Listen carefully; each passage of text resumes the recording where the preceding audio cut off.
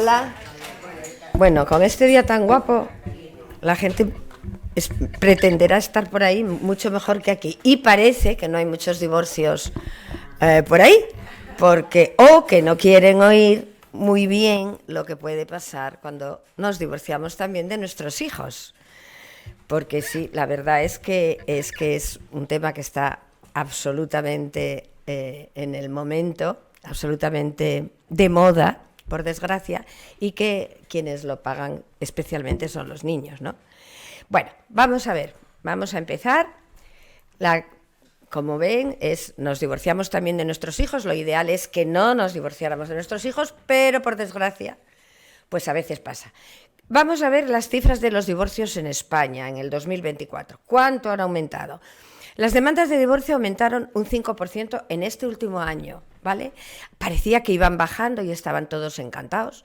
Sí es verdad que hay pocos estudios, del INE no hay prácticamente ningún estudio, se quedan en el 23, 24, debe ser que tiene mucho que hacer, porque desde luego no hacen estudios. Las separaciones crecieron un 4,9% y las anulaciones matrimoniales aumentaron un 15,4%. Si lo vemos ahí, nos damos cuenta pues, que en el 2020 era un 19,5%, en el 21 un 20%, en el 22 un 20,5%, en el 23 fue lo que bajaron y estaban encantados, y a partir de ahí ya prácticamente no se hizo ningún estudio. 2024 un 20,5%. La franja de edad, ¿cuándo se separa la gente? Pues la franja de edad va de 40 a 49, la famosa crisis de los 40, en ambos sexos, ¿eh? En segundo lugar, después de ellos van los que tienen de 50 a 59 años. Lo que sí vemos es que hay un 50% de matrimonios, o parejas que acaban en divorcio. Bueno, tenemos que tener en cuenta que estos son matrimonios, no contamos las parejas de hecho, etcétera, etcétera, que se separan y nadie se entera. Estos son los divorcios legales. Más de un tercio se separa antes de los 20 años de matrimonio. 1 de cada 5 en los primeros 10 años. Y 1 de cada 8 lo hacen esos famosos 7 años del principio. ¿Por qué el divorcio? Bueno, pues por todo, ¿no? Por el desgaste, por el alejamiento, por la falta de comunicación, es una de las más importantes, y el estrés, estar trabajando con hijos, con la pareja, la crianza de los hijos, en una palabra. Ese es el primer motivo de divorcio de los españoles. No hay que justificarlo, se puede solicitar tras 3 meses de separación, y estos datos nos los da la AEFA, que es el Observatorio del Derecho de Familia de Abogados. Causas más frecuentes: falta de compromiso, infidelidad, por supuesto, conflictos y peleas, desenamoramiento, desacuerdos en los valores o en la educación, diría yo, de cada uno de los progenitores, y desigualdad financiera. Otros motivos: desacuerdo en los gastos, dificultades para conciliar el trabajo y la crianza, excesiva presencia de la familia. Ahí ven, una mamá dándole, pues la suegra famosa que se mete por el medio. Esto es una de las causas bastante frecuentes de divorcios. Y problemas personales, laborales o enfermedades. Otros motivos: diferentes estilos de vida. Un progenitor lleva un estilo de vida y el otro no le gusta ese estilo de vida. Dificultades para entender, expresar, controlar emociones. Sensación de agobio, de sentirse atrapado. Esto de, voy a tener que estar con este señor o con esta señora toda la vida. ¿No? Y les da como agobio. Incumplimiento de expectativas. Pues igual, no sé, cuando se casaron y empezaron, estaban en un mundo rosa y de repente vieron que el mundo no es rosa, que es más bien tirando a grisillo. Diferentes personalidades, por supuesto problemas de adicciones y, por supuestísimo, la violencia de género o violencia intrafamiliar, porque no solamente existe la violencia de género, también vemos violencias con los hijos, y entonces puede ser uno de ellos y el otro, evidentemente, oponerse y divorciarse. ¿Existen los divorcios sanos? Hombre, en teoría existen, en teoría. Un divorcio sano es aquel que se lleva a cabo de una manera consensuada y con el menor conflicto posible entre los cónyuges. Es decir, se busca un acuerdo para los dos, que satisfaga a los dos, se evita discutir sobre temas conflictivos, los intentamos eludir, se aceleran los trámites, no estamos ahí una hora pensando meses y meses hasta que presento la demanda, si no la presento. Se deja a los hijos totalmente fuera del tema pareja, esto es algo entre tú y yo, no tienen que ver los niños. Se practica la comunicación y la escucha empática. Me dirán con razón que si se separan porque no hay comunicación ni escucha empática, en el divorcio menos comunicación y menos escucha empática va a haber. Pero si son unos progenitores responsables, en ese momento a lo mejor sí se saben comunicar por el bien de los hijos. Y se busca un abogado, evidentemente mucho mejor que sea común para los dos. ¿Cómo son los divorcios conflictivos? Uno de los dos no quiere ese divorcio. Uno de los dos es una persona que resiste, que se resiste, que se frustra, que pone problemas y que pone obstáculos. No quiero, no voy a consentirlo, etc. Hay muchísima hostilidad, por lo tanto, uno porque no quiere y el otro porque quiere, además rapidillo, desconfianza, total lucha por venganza, por rabia, por miedo a quedarse solo o sola, y pueden estar años y paños con demandas, con litigios, con jueces, etc. Otros divorcios, otro tipo de divorcios conflictivos, que esto es súper frecuente. Hoy sí nos vamos a divorciar, pero estamos totalmente de acuerdo. Vamos a ir, sí, mira, bien, ya no nos queremos igual, ya no es lo mismo, no estamos bien, discutimos mucho, vamos a divorciar. Sí. ¿Qué pasa? Pues que al principio todos dicen que sí y cuando empiezan las historias de debajo, es decir, la custodia de los hijos, la pensión compensatoria o no, el uso de la vivienda familiar, o sea, ahora pues entonces si tenemos la custodia compartida, entonces ¿yo qué hago? Yo me quedo, no me va... Bien, cambios de residencia, pues yo no me muevo, pues no me sacas de aquí, pues yo me quiero ir a tal sitio, a otra ciudad, pues no. Al principio todo parece muy bien, pero pasa el tiempo y las cosas no se van arreglando como piensan. Las vacaciones también, o la intervención de otras personas del entorno, es decir, intervención de la familia política, intervención de un amigo que lo sabe todo sobre los divorcios y entonces te dice tú no sé, e intervención, como no, también de los abogados. Es decir, a veces los abogados, que me perdonen, porque evidentemente no son todos, pero yo sí me he encontrado muchos abogados que en vez de facilitar las cosas para que ese divorcio sea lo más tranquilo y sobre todo para los niños, yo sí he visto muchas veces que, bueno, lo que les interesaba a veces era pues llevar un poco el juicio, llevar la historia y a lo mejor estaban perjudicando, y tú lo ves perfectamente, que estaban perjudicando el que ese divorcio fuera más fácil. ¿Cuándo y cómo decir a los hijos que nos vamos a divorciar? Hay que escoger un momento tranquilo, con tiempo por delante, que tengamos bastante tiempo para poder hablar, para poder estar, si son horas, son horas. Por supuesto, los dos a la vez, no vale uno. Apagar la televisión, el móvil, apagarlo todo. Hablar con todos a la vez. Tenemos varios hijos, hablar con todos a la vez. Pero luego sí es importante que hablemos con cada uno de ellos, porque las edades son muy diferentes, los niños son muy diferentes entre sí, y entonces tenemos que tener en cuenta la personalidad, el carácter del niño al que nos vamos a dirigir. Entonces, primero hacemos una apuesta en común y hablamos con los niños, y luego es importante que padre y madre vayan con cada uno de los niños, porque son edades distintas y personalidades diferentes. Explicar claramente, que los padres no van a seguir juntos, que vivirán en casas diferentes. ¿Por qué? ¿Y por qué? ¿Por qué? Pero si sois mi papá y mi mamá, ¿por qué? Bueno, cielo, pues porque reñimos mucho, ¿no ves que reñimos mucho y queremos estar tranquilos? Pues quizá ya no somos novios, ya no estamos enamorados, nos queremos porque somos papá y mamá y somos vuestros padres, pero ya no podemos estar juntos, no queremos estar juntos. Es muy complicado, que los niños entiendan eso, súper complicado. Para ellos siempre seremos papá y mamá. Que ninguno de ellos es culpable. Esto es súper importante porque es una de los problemas que nos encontramos en la clínica muy a menudo. Uno de los niños, niño o niña, se siente culpable de la separación. Por ejemplo, si es una niña o un niño travieso, pues que le reñían mucho, etcétera, pues cuando riñen y riñen, a lo mejor por circunstancias de ese niño o de esa niña, ese niño o esa niña acaba pensando que lo originó él o ella. Esto ha sido por mi culpa, porque ya reñían papá y mamá porque yo me portaba mal. Y ese sentimiento de culpa es muy difícil que desaparezca. Yo siempre recuerdo una niña, que luego tuve al hijo de esa niña. Una niña que sus padres eran porque claro, el problema también es que si la pareja va riñendo y eso es espeluznante, pues como que te lo esperas. Pero esas parejas que parece que están bien, parece aparentemente, y de repente uno de ellos dice se acabó, pues porque encontró otra persona o por lo que sea, claro, para los niños es mucho más traumático. Y yo recuerdo una niña que vino pues porque no dormía, porque no podía dormir, tendría 9 años, una cosa así, 9 o 10 años.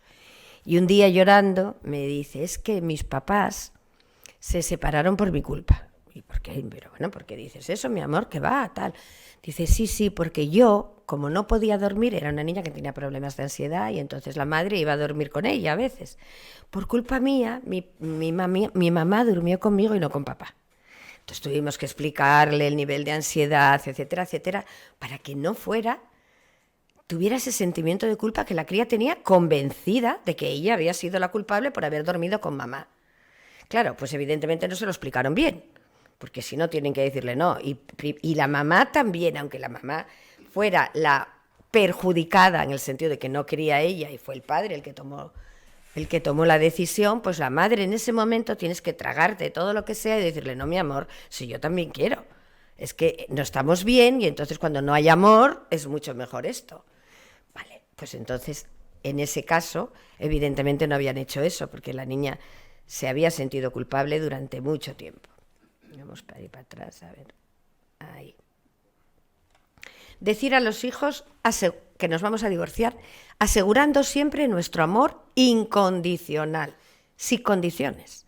Es decir, me da igual que vayas con papá, que vayas con mamá, que estés más conmigo, que estés más con él. Yo te voy a querer igual. O más.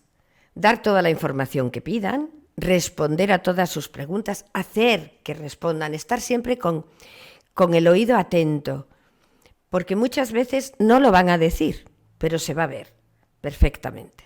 Cuando la veas triste, cuando los veas apagados, cuando están irritables, pues en algún momento volvemos a tener que hablar sobre la causa, por qué no están papá y mamá juntos. Tenemos que darles toda la información acerca de cómo van a cambiar las cosas. Lo más horrible del mundo es que un niño que estaba con sus padres juntos, de repente sus padres se separan, se van a un sitio a otro y él no sabe qué va a pasar. Piensa que a lo mejor se queda en casa y papá va a venir a verle aunque haya marchado. No, hijo, es que tú ahora te tienes que ir a otra casa.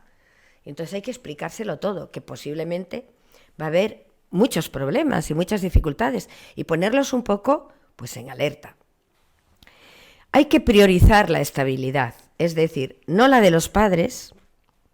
Los sacrificios deben de ser nuestros, de los adultos, no de los niños. Nunca de los niños. Había un juez aquí en Gijón, que fue el primero, salió en la prensa, que quiso que la casa fuera de los niños, no de los padres. Es decir, los padres eran los que se tenían que cambiar de casa. Los niños quedaban en su casa y el papá o la mamá venían a esa casa. Claro, ¿problemas a ese tipo de custodias con la casa para los niños? Pues si no se llevan bien, viene uno, ocupa la casa y dice, mira, está este cochino o esta cochina, mira cómo me dejó la cocina, mira cómo me dejó no sé qué. Vale, pero para eso hay que anteponer el amor a los hijos. Y eso no siempre se antepone. Y luego, claro, pero tenemos que buscar una casa y entonces ya son 3 casas. Bueno, chaval, también puedes buscar una casa y cuando tú estés en una, tenéis una casa en común, aunque... Claro, todo eso es mucho más complicado, evidentemente. Pero es más complicado para nosotros, que somos los adultos. Y somos los que acabamos de fastidiarle la vida a nuestros hijos. Para ellos es mucho mejor quedarse en su casa, en su entorno, con los vecinos, con los amigos con los que juega, etcétera, etcétera. Y los que nos cambiamos somos los adultos, que ya tenemos posibilidades de afrontar los problemas porque somos adultos, mayores, responsables. Pero eso no se hace. Mantener constantes al máximo La estabilidad, que quiere decir los aspectos habituales. Aquí pongo lo del domicilio, que era lo que les explicaba antes.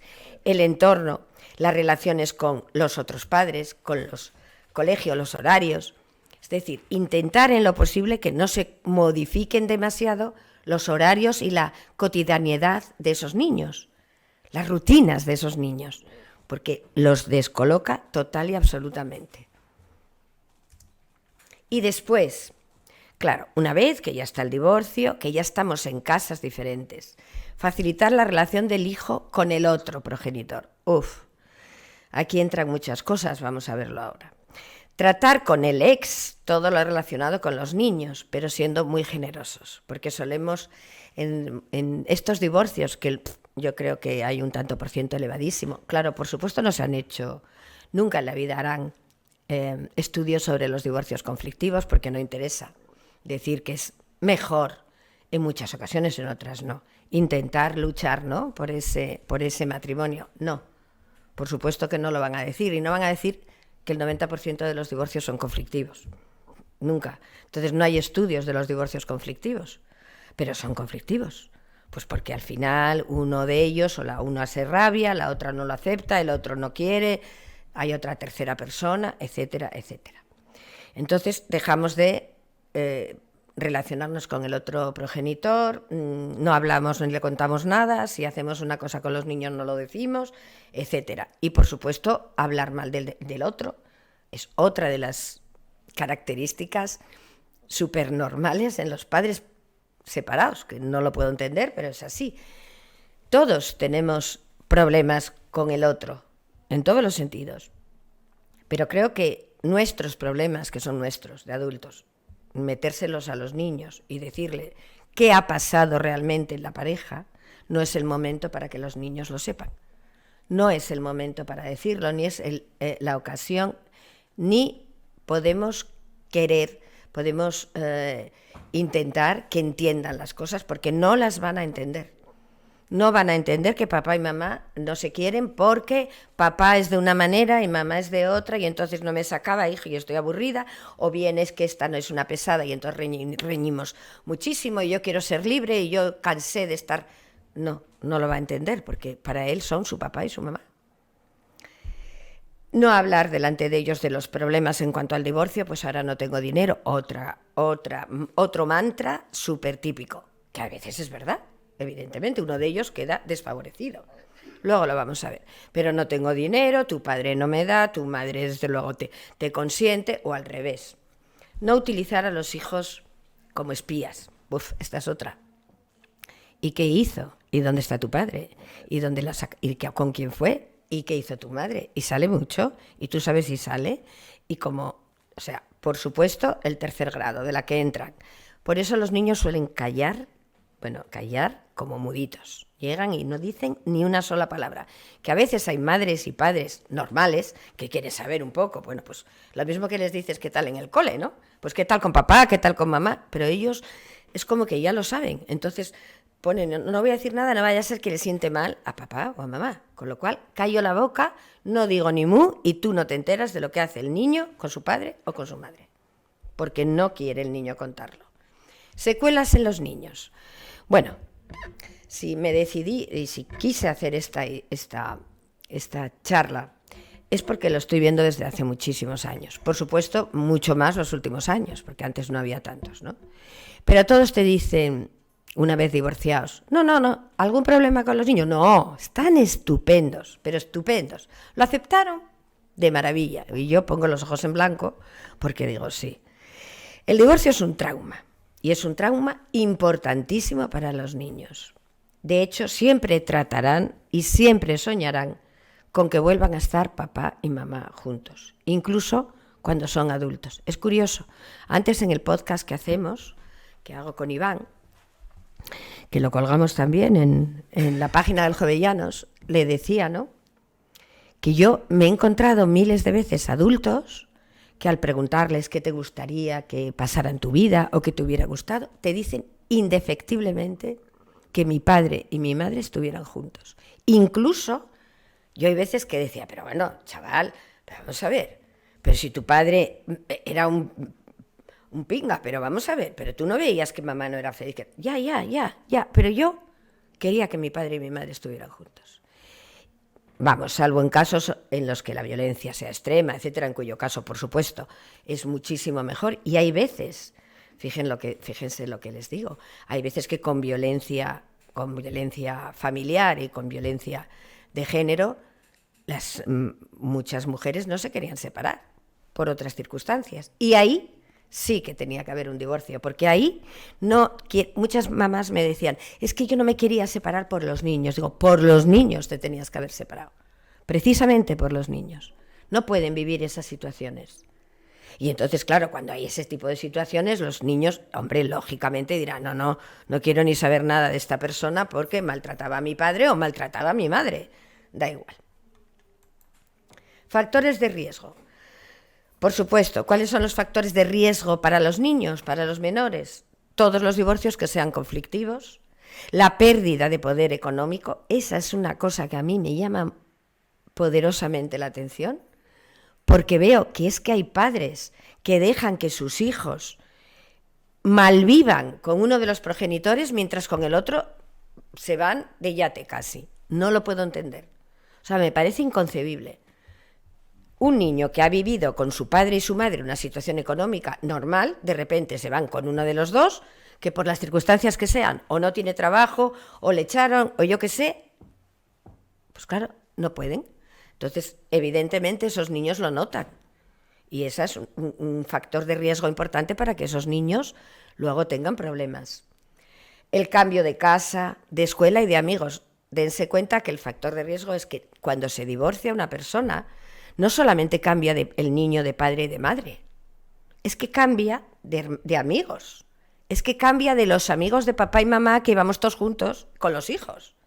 Y de repente mi madre tiene otra pareja y mi padre otra. Y entonces ahora ya no son esos amigos, son otros. Y yo en medio. A mí nadie me preguntó, es decir, esto es un factor de riesgo, porque desaparece todo. Desaparecen amigos, desaparece el entorno del barrio, todo. Porque además nadie se quiere poner al lado de uno o de otro. La gente pasa como con corte y dices, tú no voy a hablar, no sé si ponerme del lado de este, si hablar con esta otra. No sabes a qué progenitor escoger. Cuando son muy amigos sí, pero cuando estás un poco en el medio no sabes muy bien de qué va. Y convivencia forzada con uno de los progenitores o de los familiares. Cuando los niños son obligados a ir con uno de ellos, que no quieren ir ni a tiros, o quedarse con el abuelito o la abuelita, que es muy frecuente también, porque el padre o la madre pasan olímpicamente y se los cascan cuando tengan la custodia, esa custodia compartida. Ese es un factor de riesgo muy importante porque los niños se niegan a estar. Otro factor de riesgo, disminución de la presencia de uno de los padres. Bueno, esto es muy frecuente, me decía antes Iván, que es hombre, y me decía, esto suele pasar muchísimo en los papis. Y sí es cierto que yo todos los juicios que tuve por custodias compartidas, para darle la custodia a uno, a otro, etcétera, el que fallaba habitualmente era el padre. Es decir, el padre se separaban y el padre, pues a lo mejor tenía X visitas, pero no aparecía, no venía, se olvidó, pasaron los años, se hizo otra pareja, tienen otros hijos y aquellos hijos desaparecieron. Entonces, esa ausencia, que a veces es total, porque desaparece uno de los dos. La mayoría de las veces es el hombre, pero también hay mujeres que desaparecen, en cuyo caso, evidentemente, las secuelas son muchísimo más importantes. Mala aceptación del divorcio de uno de ellos, en el momento en que uno de ellos se rabie totalmente y no quiera ese divorcio, aunque no quiera transmitirlo, lo está transmitiendo y de alguna forma está poniendo a los hijos en una situación muy estresante. Hostilidad entre los dos, falta de comunicación entre los dos progenitores, se aborrecen, no se hablan, solamente por medio de los abogados, etc. Otros factores de riesgo, introducción de nuevas parejas, que todo el mundo tiene derecho a rehacer su vida, claro, pero que por encima de tu vida está la de tus hijos, en mi opinión, por supuesto. Entonces, meter de repente una pareja que la gente no tiene dos dedos de frente y resulta que te lo mete a los 2 meses en casa, con un niño de esa pareja o una niña de esa pareja, con lo cual ese niño pasa de estar con papá y mamá a estar con su padre, pongamos, y con la nueva pareja de su padre, a la que no conoce de nada, y con los hijos de esa pareja.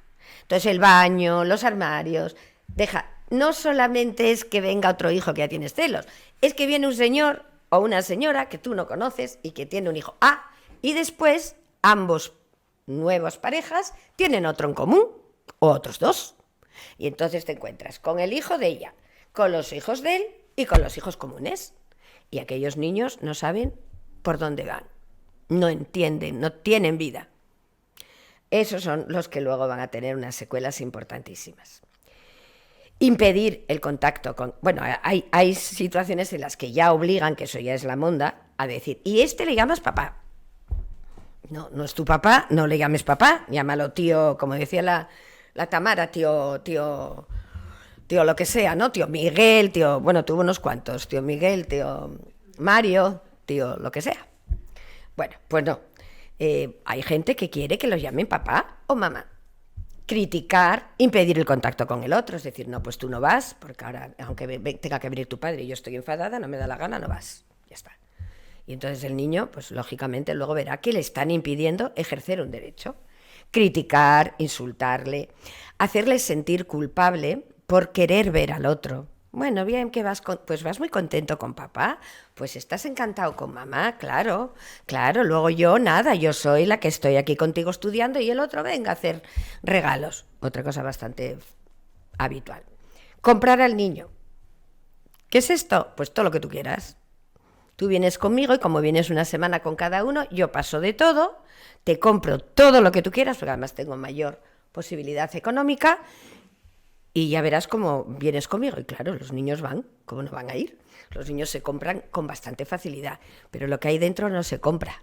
El alma no se compra. Y eso queda para siempre ahí. No poner límites.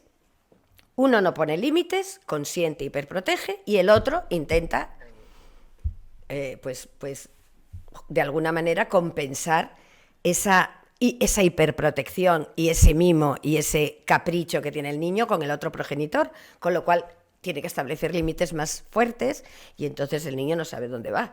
En un sitio tienen límites, en el otro no. En un sitio tienes que hacer los deberes, en el otro me da igual. En un sitio te dejo estar con la Play toda la noche, en otro ni hablar.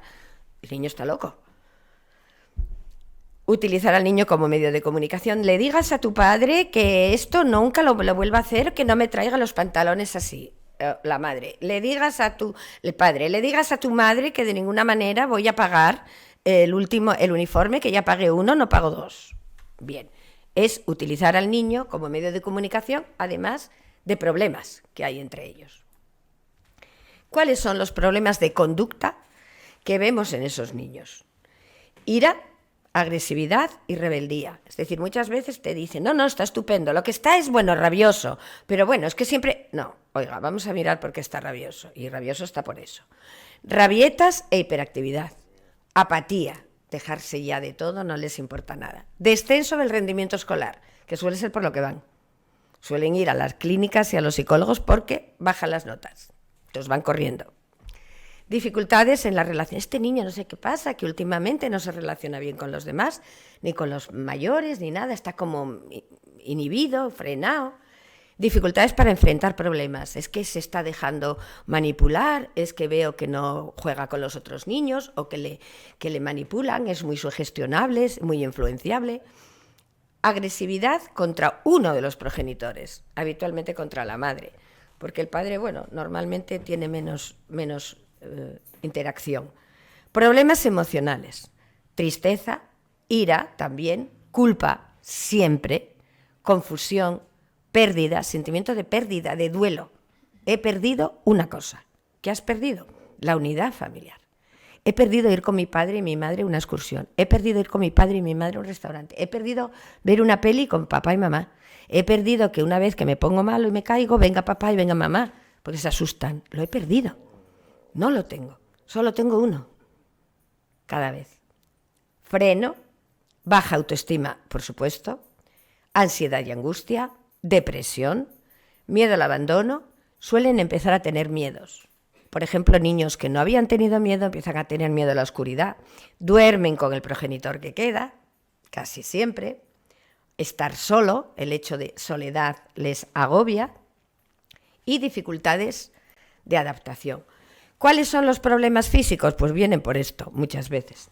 Dolores de barriga, dolores de cabeza que no tienen una base orgánica, niños que se quejan constantemente de estar cansados, náuseas, vómitos, niños que, pues no sé qué le pasa, pero últimamente no come bien y está vomitando, cambios en el apetito, dificultades para dormir y pesadillas.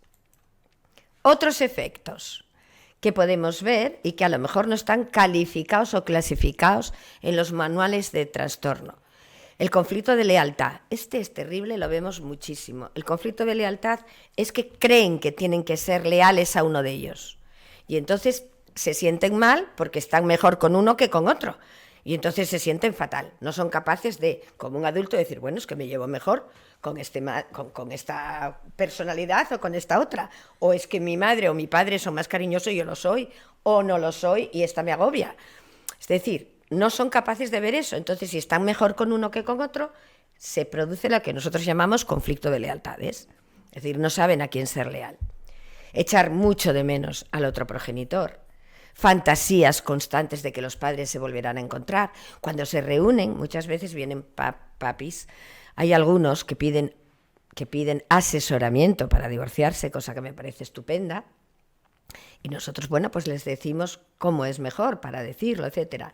Pero siempre les decimos, si os vais a separar y si hay un divorcio, es importante que sobre todo al principio no os juntéis mucho, porque los niños se desconciertan y sueñan con que ya están juntos, que ya están, ¿ves? Es decir, que a veces queremos hacerlo bien y si es muy inmediato, muy cercano, es casi mejor que no. Es decir, mira, yo querría ir, pero no quiero que pienses que vuelvo a casa, entonces mejor me quedo. Y en una situación, hombre, pues una comunión o una cosa de esas, ¿vale? Pero que no les vean muy juntos y muy estupendos porque van a decir, ya estáis bien, ya está, ya está. Esta fantasía es una fantasía que perdura en el tiempo. Que, insisto, que cuando son adultos siguen soñando con que eso vuelva a pasar. Sentirse en el centro del conflicto, es decir, uno tira para un lado y el otro tira para el otro, y entonces ellos rompen a la mitad. Exactamente es esa la imagen que tenemos que tener, uno tirando a un sitio y otro de otro. Según la edad de los niños, ¿qué reacciones hay en el embarazo? Y hasta un año, me dices, bueno, en el embarazo está dentro. Pero lo siente, todo. Cuando una mujer se divorcia en el embarazo, normalmente los niños, según los estudios que hay, pues hay menos peso, pueden ser prematuros, pueden tener retrasos, según sea la ansiedad o la depresión materna. Todos sabemos que el estrés materno en un embarazo es conflictivo y que está repercutiendo en el feto y en el niño que llevamos en nuestro interior. Hasta los 3 años, ¿qué circunstancias? ¿Qué les pasa? Pues conductas de dependencia, suelen ser regresiones, es decir, vuelven, si ya controlaban el pis y la caca, vuelven a hacerse pis, vuelven a querer el chupo, vuelven a mamina, vuelven a querer hasta el bibe, muchas veces, es decir, tienen que dormir acompañados y pueden empezar las pesadillas. De 3 a 6 hay una cierta ansiedad de separación, es decir, uno de ellos, el niño se pega a mamá habitualmente o a papá, pero se pega a uno. Pueden tener problemas para ir al cole o problemas para ir a la guardería por esa inestabilidad que hay de casa, de horarios, de entornos. Entonces, el niño no está bien. En edad menores de 7, las secuelas ya son más evidentes, son intensas, pero pueden adaptarse mejor. Es decir, menos de 7 años son menos problemáticos los niños hijos de divorciados que a partir de los 7. A partir de los 7 es cuando es más complicado. 6, 7 años. Experimentan sentimientos de abandono, de culpa, de responsabilidad, quieren arreglar la situación, pueden mostrar problemas de conducta tanto en casa, en el cole o con los amigos. De repente te empiezan a decir, ¿pero qué le pasa a este niño en el cole? Y bueno, pues tienes que decir, es que se están separando, o es que hay un divorcio, o es que están divorciados ya desde hace poco. También comprender que ambos tienen que comprender que los papis los quieren y los siguen cuidando, y si ven que eso sucede, ellos van resolviendo, van adaptándose. Y por lo tanto, esos niños pueden, bueno, de alguna manera, ir adaptándose poco a poco, sobre todo los menores de 7, y bueno, digamos que entre 6, 7, 8 todavía. 12, yo diría que 12 empiezan a ser ya preadolescentes, sobre todo ahora, y es mucho más complicado. En adolescentes, aquí tenemos la guinda del pastel. Existe una madurez acelerada en muchos casos, es decir, el niño adolescente quiere ser mayor para superproteger o a su padre o a su madre, al que él cree que está más perjudicado. Adopta el papel del progenitor ausente, si el que se fue el padre o si es la madre, y acepta las responsabilidades. En el caso de niños, quieren ser papás, y en el caso de las niñas, quieren ser madres. Y además utilizan, acogen ese papel, ese rol de madre o de padre, y eso lo veo muchísimo. O sea, es que niño, déjame ya, ¿no? Que tú no mandas. ¿A dónde vas, mamá? ¿Qué haces? O sea, es como si se convirtieran de repente en la pareja de mamá o en la pareja de papá. Menos habilidades sociales, más cambios de amigos, conductas de agresividad y de ira, absentismo escolar, es decir, hay niños que dejan de ir al cole, cambios en el rendimiento escolar y también conductas antisociales. No es difícil ver que hay chicos que, bueno, ya pueden tener una cierta propensión o una cierta tendencia, que no acatan normas, que se rebelan de tal forma que puede haber conductas ya más próximas a la delincuencia o al consumo de alcohol, inicio sexual temprano. Es una forma de evadirse. Drogas, utilizarlo, bueno, pues me olvido, bebo, me fumo unos cuantos canutos y me olvido de todo. Es una forma, porque ellos, claro, ya están justo en ese camino entre la adolescencia y el adulto y no saben resolver conflictos, muchísimo menos ahora que tienen todas las hormonas revolucionadas y que no son ni niños, ni hombres, ni mujeres. ¿Hay consecuencias positivas en los divorcios? Hombre, sí, las hay, sobre todo cuando el divorcio, insisto, no es conflictivo. Resiliencia, es decir, aprender a resistir, adaptarse a los cambios, adaptarse a nuevas situaciones, pueden desarrollar las habilidades sociales de otra manera, pues porque tienen que empezar a conectar con distintos ambientes. El del padre, el de la madre, el de la novia del padre, bueno, pues eso también les puede hacer más hábiles socialmente si lo sabes llevar bien. Pueden buscar relaciones respetuosas, saludables, en el caso de que el papá y la mamá sean respetuosos y saludables. Una mejor comunicación familiar, es decir, los papis pueden hacer que quieran expresar más sentimientos, más emociones, que lloren, se tiren de los pelos y demuestren la tristeza que tienen, y eso les hace reconocer las emociones y tratar de controlarlas. Ahí tiene que haber un guía, que es el padre o la madre, que les ayude a poder hacer esto. Pueden desarrollar más empatía, ponerse en el lugar del otro. Por ejemplo, los hijos de padres divorciados es muy típico que se junten, que en los recreos y en los sitios y tal, y dicen, ¿dónde te toca hoy? No, hoy me toca con mamá. No, hoy voy a ir de vacaciones guay, porque voy de vacaciones con papá, no sé dónde. Entonces, bueno, van contándose un poco sus historias. Desarrollar fortaleza y crecimiento personal, y por supuesto pueden tener más capacidad para resolver conflictos, porque se enfrentan a conflictos día sí, día también.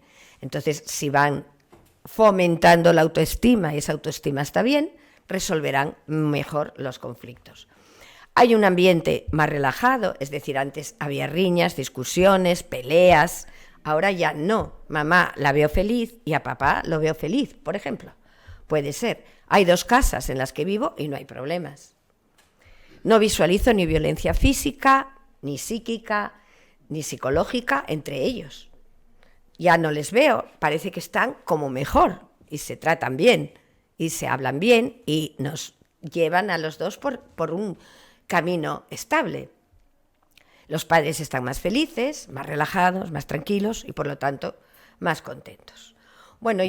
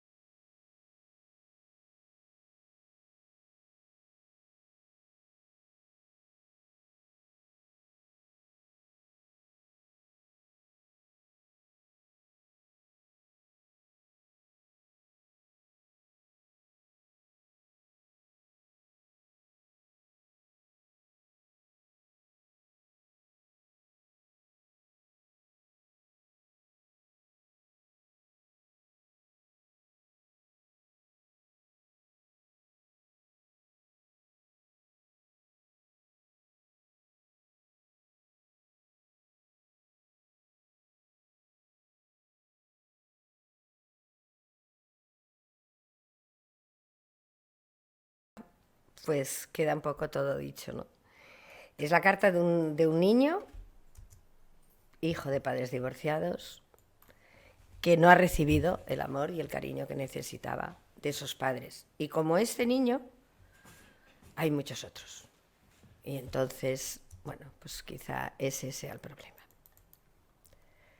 Bueno, pues yo creo que ya, si soy capaz de salir de aquí. No, no soy capaz. Bueno, pues en principio eso es todo. Cualquier pregunta, cualquier aportación, cualquier cosa, yo creo que ha quedado bastante claro, ¿no? En el sentido de, esto no quiere decir nada, a ver, es lo que yo veo, lo que yo vivo, lo que yo estoy trabajando desde hace muchos años, con los hijos de divorciados y con las personas divorciadas y con los padres y madres divorciados. Entonces hay muchas formas de hacerlo bien, claro que las hay, pero por desgracia la mayoría de las veces pues no se hacen bien. Entonces eso lo pagan los niños y lo pagarán muchas veces como esta. A mí me parece una carta preciosa en la que yo creo que resume un poco todo lo que he dicho yo, ¿no? Eso es lo que siente el niño. El niño lo único que quiere es ser querido, ser amado por los dos igual. Y que no le dejen solo ante todo, ¿no? Es un poco eso. Pues nada, muchas gracias. Cualquier cosa, no sé por qué no salen aquí las gracias, que las pongo, pero no salen. No sé salir de aquí, no salen, ¿eh? Pues estaban. No. Muchas gracias.